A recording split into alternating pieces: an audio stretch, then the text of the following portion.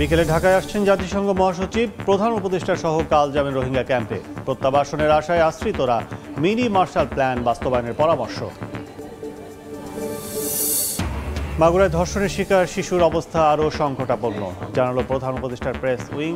সহিংসতায় জড়িতদের দ্রুত বিচার ও সর্বোচ্চ শাস্তির দাবিতে আজও মানববন্ধন। এনআইডি সেবা আইসিতে রাখার দাবিতে স্ট্যান্ড ফর এনআইডি। সারা দেশে নির্বাচন অফিসের কর্মকর্তা কর্মচারীদের মানববন্ধন।